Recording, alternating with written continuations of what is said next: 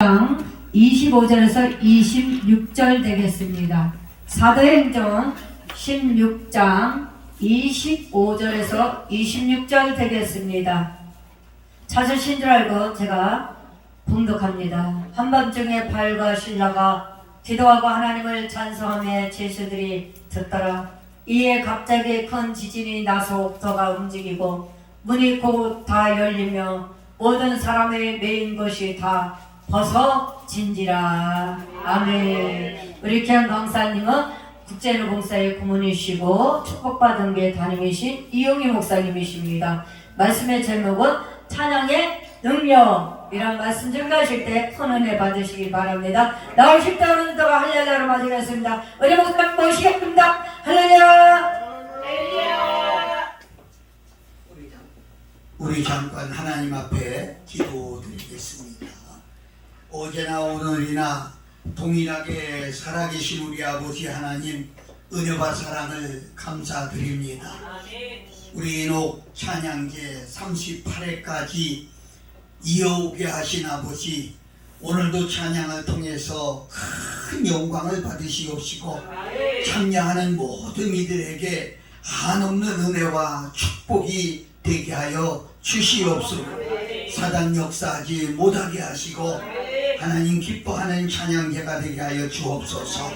찬양 속에 거하시는 아버지, 우리들이 찬양할 때 큰 역사가 일어나게 하시고 그 역사 가운데 풀리고 열리는 모든 역사가 있게 하여 주옵소서.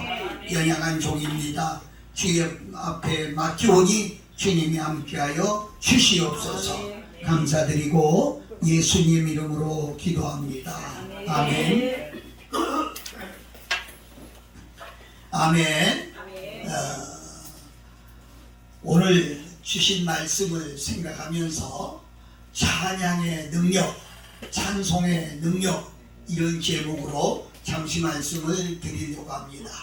골로새서 3장 16절 보면 시와 찬미로 신령한 노래를 부르며 마음의 감사함으로 하나님을 찬양하고, 이렇게 말씀해 주고 있습니다. 하나님은 찬양 속에 거하신다고 말씀하셨죠. 시편 22편 3절에 말씀하고 있습니다. 그 하나님이 오늘도 우리 인옥 찬양대를 무척 기뻐하시지 않겠나 생각하고, 또 우리가 마음과 뜻과 정성을 다해서 하나님을 찬양하는 그런 시간이 됐으면 좋겠습니다. 여러분, 세상에는 세 종류의 노래가 있습니다. 첫째는 태폐적인 노래가 있고요, 두 번째는 건전한 노래가 있고요, 세 번째는 신령한 노래가 있습니다. 태폐적인 노래는 악한 영들에 의해서 만들어진 노래로 조남한 인격성을 훼손하게 되는 거지요. 폭력을 조장하고 또 인간의 말초신경을 자극하는 영적인 표현으로 가득 차 있고 기존의 모든 질서를 부정하게 합니다. 심지어는 마약과 자살을 찬양하기도 하고 욕설이 난무하기도 합니다. 노래를 듣는 사람으로 하여금 부정하게 만들고 우울증과 무력감에 빠지게 합니다. 상당수의 유행가가 이런 노래에 해당하다, 전 그렇게 생각합니다. 여러분, 우리 그리스도인들이 좋아해서는 안 되는 노래지요. 건전한 노래는 마음의 기쁨과 즐거움을 주고 건전한 사회생활과 가정생활에 도움과 윤활유 역할을 하게 됩니다. 이런 노래는 동요, 클래식, 또 건전가요 등에 속한다, 이렇게 볼 수 있어요. 세 번째, 신령한 노래는 믿음으로 부르는 영혼의 노래입니다. 하나님을 믿고 하나님을 찬양하는 마음으로 만드는 찬양의 가사 하나하나가 다 우리의 심령을 새롭게 하고, 또 이 신령한 노래를 부르므로 우리 심령의 영혼이 솟게 되는 그런 것을 우리는 깨닫게 되는 것입니다. 제가 어떤 자료를 이렇게 펼치다가 보니까 2013년, 그러니까 지금부터 10년 전에 문화관광부에서 발표한 바에 의하면 우리나라에 그때 10년 전에 노래방이 46,000개가 있다고 그렇게 말합니다. 사실 노래방은요, 우리나라에서 시작한 것이 아니거든요. 일본의 그 널리 알려진 가라오케가 그 시작한 것이라고 보고 그 원조라고 생각합니다. 우리나라는 1980년에 부산에서 처음으로 시작된 것이 짧은 기간에 지금은 농촌까지 노래방이 없는 곳이 없을 정도로 퍼져 있는 사실입니다. 서울에만 해도 무려 8,800개나 된 노래방이 있다고 해요. 이게 인구 1,500명당 노래방 하나꼴이 있는 것이 아닌가 그렇게 봅니다. 골목마다 요새는 어느 도시든지 농촌까지도 노래방이 없는 곳이 없습니다. 저는 이 사실을 보면서 왜 사람들이 노래방을 찾을까요? 한 가지 이유를 보면 마음이 허해서, 마음이 불안해서, 마음으로 다 둘 데가 없어서 그래서 노래방을 찾는 겁니다. 바로 그들의 마음 속에는 그래서 우울증이 생기게 되고, 그래서 마음에 평안이 없고 마음에 기쁨이 없고, 아무리 노래방 가서 1시간 소리를 지르고 와도 그 마음은 여전히 풀어지지 않는 것을 볼 수가 있습니다. 사랑하는 여러분, 오늘 우리가 성경 말씀을 읽은 이 말씀은 바울과 신라가 깊은 옥에서 착고에 처이고 또 손목이 다 묶인 가운데 꼼짝할 수 없는 상황 속이었습니다. 그런데 그들의 기도의 내용이 나와 있지는 않습니다. 하나님, 이 착고 좀 풀어주세요. 우리가 좀 나가도록 옥문 좀 열어주세요. 이런 기도했다는 내용이 없습니다. 보면 기도하고 하나님을 찬양했습니다. 여러분, 고통 속에서 하나님을 찬양한다는 것은 그렇게 쉬운 일이 아닙니다. 자기에게 어려움이 오고 힘든 일이 왔는데도 하나님을 찬양했습니다. 힘껏 찬양했습니다. 어떻게? 성경은 기록되기를 제수들이 듣더라 이랬어요. 자기들 입으로 흥얼흥얼하는 찬양이 아니라 큰 소리 내서 힘껏 찬양하니까 감옥이 저 끝에까지 들려져서 다른 제수들도 듣더라 이랬습니다. 그런데 놀라운 사건은요, 그 순간 땅이 흔들리기 시작하는 거예요. 땅이 흔들리기 시작하는, 두 사람의 찬양인데 이 찬양 소리에 땅이 흔들리기 시작하는 거예요. 그리고 옥문이 열리는 거예요. 흔들리다 보니까 묶인 것이 풀어지는 거예요. 사랑하는 여러분, 어떤 학자는 그래요. 지진이었다. 맞아요. 또 신학자들도 지진이라고 말해요. 그 뒤에 말이 너무 중요한데요. 어떤 학자는 우연이었다 이렇게 말해요. 물론 우연이라고 생각할 수도 있어요. 그러나 기도하는 사람은 어떻게 그 시간에 맞춰서 그 때에 지진이 그 장소에만 이렇게 일어날 수가 있었겠느냐. 우리가 아무리 이해하려고 해도 그건 이해가 되지 않는 얘기입니다.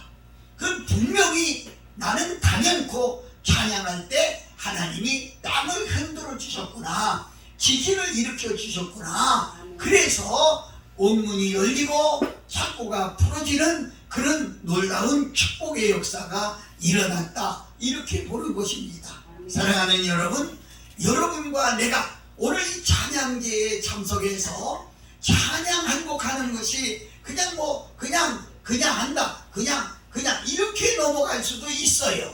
그러나 우리의 찬양을 들으시는 하나님은 그 찬양 속에서 역사하셔서 심령을 변화시키고 심령을 소생케 하고 심령에 묶인 거 또 심령에 닫힌 거 열고 풀어주는 기적의 역사가 틀림없이 있다. 전 그렇게 믿고 싶습니다. 여러분, 지금 무슨 문제를 가지고 왔습니까? 아니 문제가 있는 분들이 주변에 있습니까? 그렇다면 그분들에게 권유하여야 될 사실은 찬양하라고 할 수밖에 없습니다. 왜? 내가 지어내는 얘기가 아니고요. 이렇게 찬양할 때 옥문이 열리고 작구가 풀어진 것 같이 우리의 모든 문제가 오늘 우리가 찬양할 때 열리는 역사가 있기를 바랍니다. 또 풀어지는 역사가 있기를 바랍니다.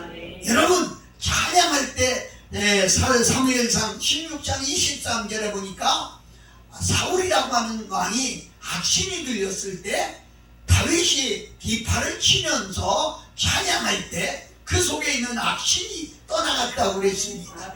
여러분 우리가 찬양할 때 악신이 떠나가는 역사가 있기를 바랍니다. 오늘 여러분과 내가 사는 세상은요 정말로 귀신들로 하여금 꽉 차 있어요. 너무 놀라는 사실은요 정치적으로도 해결이 안 됩니다. 지식적으로도 해결이 안 됩니다. 그래서 그들은 알지 못하니까 꾸며내기를 조현병이다 그렇게 해요. 여러분 귀신의 역사가 아니면 어떻게 지나가는 사람을 멀쩡하게 때려 죽일 수가 있겠어요? 어떻게 성폭행의 역사가 일어날 수 있겠어요?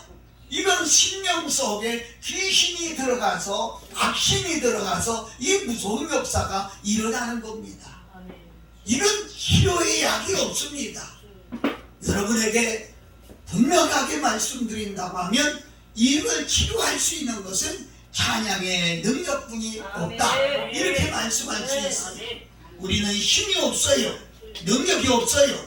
그러나 하나님을 찬양할 때 하나님이 우리 심령 속에 들어와서 능력을 행하게 되는 것을 볼 수가 있습니다. 실제로 저는 옛날에 강원도 어떤 교회 가서 부흥회를 하게 됐어요. 그런데 어떤 나오시던 며느리 되는 집사님이 자기 시아버지한테 교회를 가자고 했어요. 이게 시아버지가 마지못해서 왔는데 이 50견으로 어깨를 움직이지 못했어요. 그래서 제가 박수치며 하나님을 찬양합니다고 힘있게 박수를 치면서 찬양했어요. 근데 끝나고 나서 나갈 때 그분이 그래요. 강사님 참 신기하네요. 뭐가 그렇게 신기합니까? 저 박수치라고 해서 살며시 박수치고 찬양을 하기 시작했는데 제가 집에서 나올 때는 이 팔뚝을 이렇게도 못 올렸어요. 그런데 지금은 보세요. 이렇게 올라가잖아요. 이런 일이 있었어요. 찬양할 때 질병도 치료되고 찬양할 때 심령의 변화가 일어나고 찬양할 때 악심이 떠나가고 찬양할 때 풀리고 열리는 귀한 역사가 일어날 줄로 믿습니다. 여러분 지금도 악령 속에서 휘말려 있는 이 모든 사람들을 어떻게 치료하겠어요? 방법은 하나님을 찬양하는 겁니다. 다른 사람이 볼 때는 우리 많지 않은 인원이 찬양하는 것 같지만 하나님께서는 얼마나 기뻐하시느냐면 우리는 볼 수 있어요. 얼마나 하나님이 기뻐하시느냐면 황소 한 마리를 하나님 앞에 드리는 것보다 더 기뻐하신다. 이렇게 시편 69편 30절과 31절에서 말씀하고 있는 것을 봅니다. 우리 하나님은 우리가 찬양하기를 원해요. 그래서 시편 150편 6절에 보면 호흡이 있는 자마다 다 여호와를 찬양하라 이렇게 말씀하고 있어요. 호흡이 있다고 하는 얘기는 뭐예요? 살아있는 사람은 그런 얘기가 되는 거예요. 그래서 우리는 찬양할 때 하나님이 크게 역사하는 사실을 볼 수가 있습니다. 오늘도 이 찬양할 때 이 놀라운 역사가 일어나기를 예수 그리스도의 이름으로 축복합니다. 크리스비 여사라고 하는 분은요 태어난 지 6개월 만에 두 눈이 시력을 잃게 됐어요. 6개월 만에. 얼마나 슬픈 일입니까? 그분은 94세를 살면서 그래도 자기가 시력 장애자가 된가 시각제 장애자가 된 거에 대해서 하나님께 불평하거나 원망하지 않았다고 합니다. 어느 날 그 친구가 크로스비 여사에게 물었어요. 하나님이 내게 그처럼 많은 재능을 주었는데 왜 하필이면 시각장애자가 되게 했을까?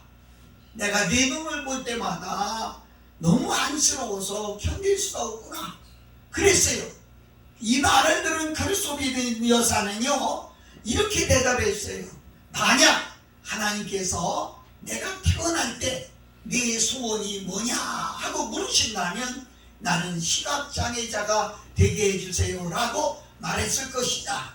왜냐하면 내가 그래야 세상에서 악한 것 보지 않고 그리고 천국에 가서 첫 번째 눈을 뜨면서 예수님을 볼 것이 아니냐 이렇게 이야기했다고 그래요.